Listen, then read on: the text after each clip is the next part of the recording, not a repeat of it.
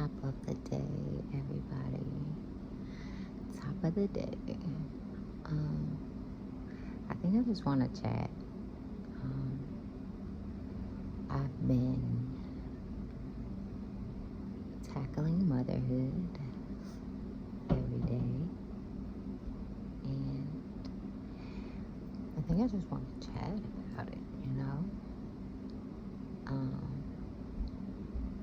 as both a mother and someone who is very spiritually led,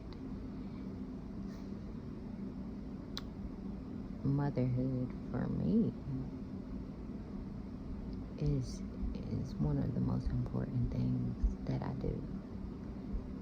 And I mean, next to just being myself, because your authenticity is so important. Like, you're here to develop your authenticity so that you can't do what you're here to do if you're not being yourself, right? So, next to that, next to my spiritual self getting my work done, or shall I, within my spiritual work being done, I'm a mother. And so I have spiritual work as a mother. And that can be a lot. I'm not renting, so I'm parenting. It's a funny false word. So we don't get to rent these mugs, do we? Even though we get 18 years to teach. Because I actually have an 18-year-old, and I can tell y'all, I got 18 years old. Anyways, I'm proud of him. But he still needs me. that's all that was.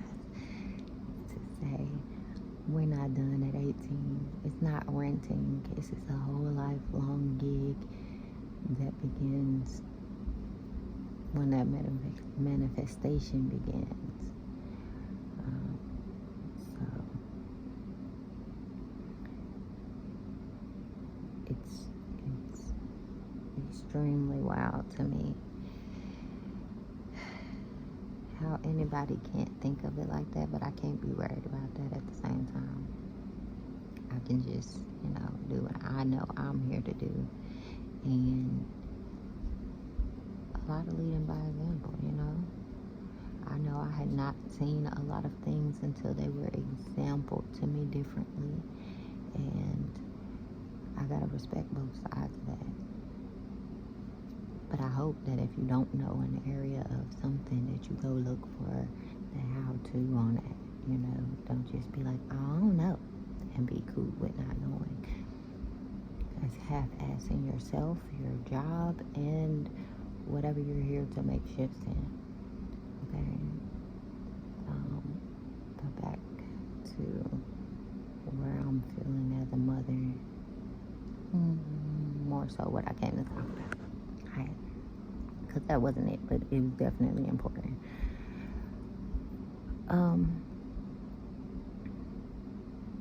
So for me, I have children who are dealing with, everybody got kids who's dealing with stuff, okay? Everybody, we're all dealing with something, and as the mother and father, it's our job to identify and help them work with and process whatever they're dealing with. And that's even when we don't know how to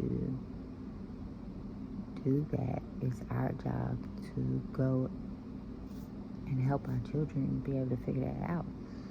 Well, let's not put too much weight on ourselves, because sometimes where we can't, it will be brought to us, the how to, and we have to keep our eyes open for it.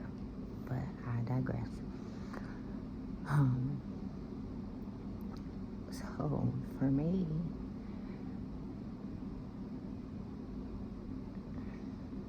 I can't even say I've lost a sibling, but it wasn't my blood sibling. But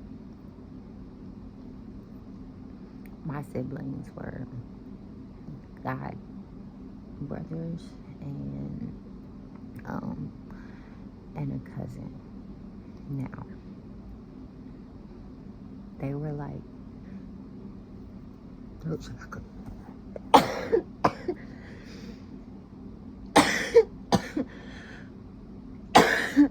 excuse me. Oh, Chuck. It was like this to me. Two brothers and a cousin. My cousin was a girl. My brothers, they was my god brothers, but we grew up like just about every day of my life. These three people were there, and in a brotherly, sisterly position in my life all the time, like every day. And so, as we got older, they passed, and that's the only angle that I can identify with my children on losing a sibling. But I have to try, because I know that they're dealing with something. And so if I just leave it to someone else, no telling how long my kids will be waiting. I'm trying to give them a head start and let them know that, the people that might be able to help you with this more thoroughly aren't here yet, but I dang sure am, and I'm gonna do what I can do, And some days that's really, really hard to do, because I don't know.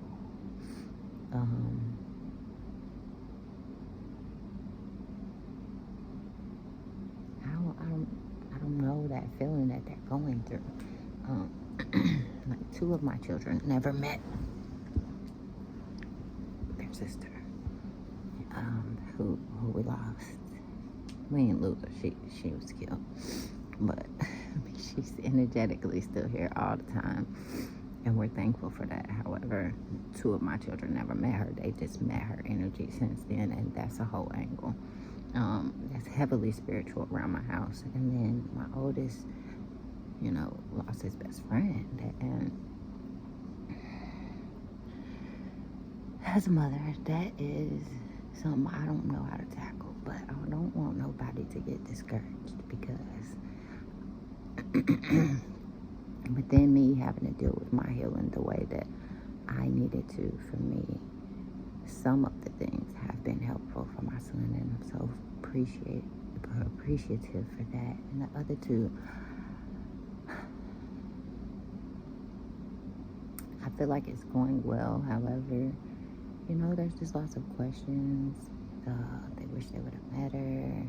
Things I can never do anything about. But being there to comfort them, and things seem to do well. It's just, at the end of the day, I'm a single mom. So then I'm just me. Which, yes, I can talk to my therapist. If you need to talk to a therapist, don't be afraid. Don't hold all that gook in. If you don't, there are ways to filter out without.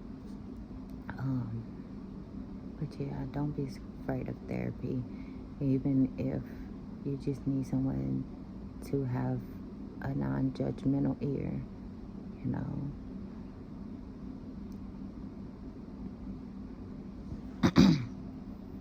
So then my younger son, we're gonna move on from the mothering with dealing with grief, but into mothering dealing with disabilities. Now, I myself have disabilities, and that's a whole thing for my life, and partially some of the reasons that my relationships didn't work. And so that's a lot of stuff that I have to deal with within myself, and abandonment issues, and da da da da da da. But then when it comes to mothering, I have all of those feelings, and then I have my children on top of it, who also have to deal with disabilities. And I only have one has a major disability, but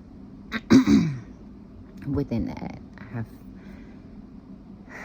so much to go over with him about his self-worth and pacing himself and being okay with not being able to do what the heck everybody else is doing, and celebrating your differences, and it's just so much ground to cover.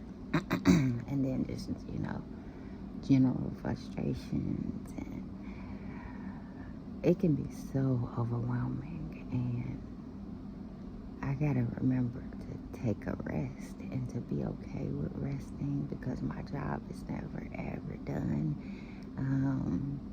Because those are just the rough spots. We're not even talking about just general life, mothering, waking up, getting everybody ready for the day, getting the meals ready, getting the house cleaned up, getting work handled, da-da-da-da-da. We're not even talking about that. We're talking about just on the physical and emotional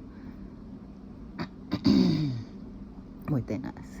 And I get so worn out because it's just literally just me. I do have a couple family members who I talk to on the phone, and occasionally, my best friend, she all the time, but my family, they a little more distance in between being able to be there for me, and that's okay. For me anyway, I've largely grown up not asking for anything, if not, not asking for much, because one, we grew up a certain way about asking for things, and then two, I'm just not that type of person to ask, especially if I feel like I can go ahead and do it. Then I won't ask nobody, because I'm like, I got it. Even if other people might be like, you should ask me, but I thought I had it. But so working with myself on being okay with relaxing, or working with myself on saying, hey, can you do da-da-da-da? Yeah, I think I got it, but I know I'm gonna be tired.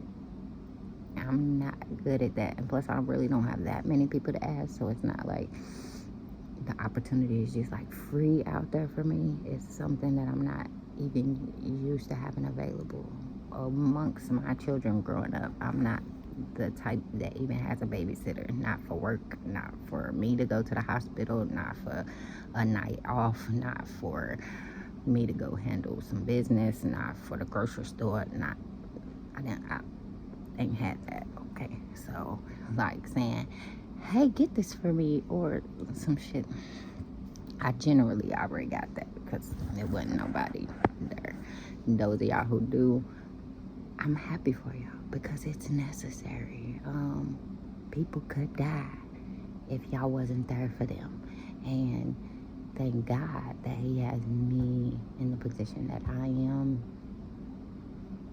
within Him, because I'm necessary to Him. It might not never matter to people if I perish or not, but it mattered to God, and so I'm still in this piece doing my thing that I came here to do, because I ain't done yet. And that's powerful. It's powerful. Like if it was to be a movie, it would be an amazing movie. Like, how she do that for real? Like, God's a beast, and His people is out here. Okay. However, I don't mean the cross ain't heavy. It's hard. It's hard, and it's real, and it be raw, and it be just like, for real, I gotta do this. But yeah, you do gotta do this, and you are gonna get through it, and it is already all right. Matter of fact, it is God's promise that it's gonna be better than you requested it when you get done with this work that you gotta do. So fret not, dear mother, dear father, because you stay persistent and faithful, and you best believe the promise is your promise. That's for you, because you did the work that it took. you know, to reach that kingdom of God that is within you. And within that, I'm very glad that I have a place within myself that I can go and just rest. Because I be so tired. Like literally tired to B12 deficiency that almost took me out. But we can't allow ourselves to be drained either. Like, we can't put so much into it that we take ourselves out early because we're not paying attention. We have to pay attention to ourselves. You're so important. You are so important. Like, you are so important. You are so important. And everything you do is for something. But you have to put the intention into what you're doing so that you can understand how important that it is that it be done. We go through our lives so mundanely, like, oh, I'm just cooking a meal for my family. No, this meal matters. If my family, you know, you get impressed when you don't have the food. You gotta use the balance and be just as much grateful and elated when you do have the food. I think I just took that from the big feeding people I know. And like, some people love to feed people. And those people that love to feed people understand that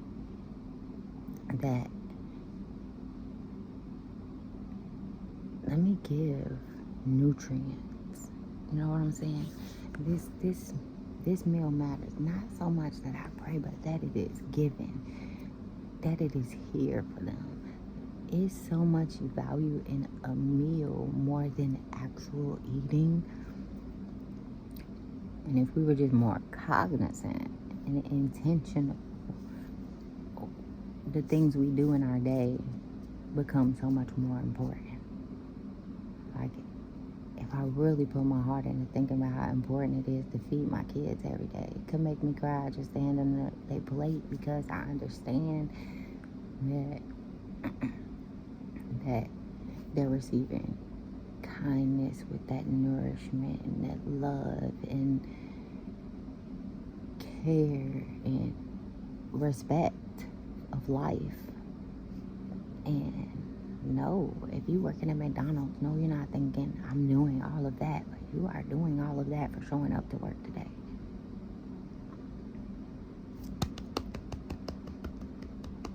You know, nurses ain't the only ones giving life out here, but what we're doing is not intentional enough to give life out here.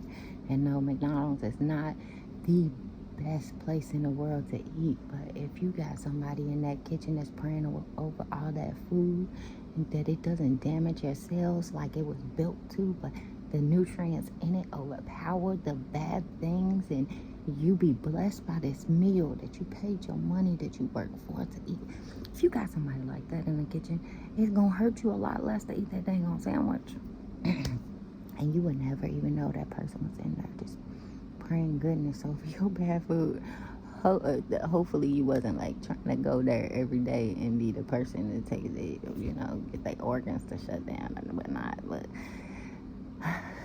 you'd be like, look, it gotta be something. I think.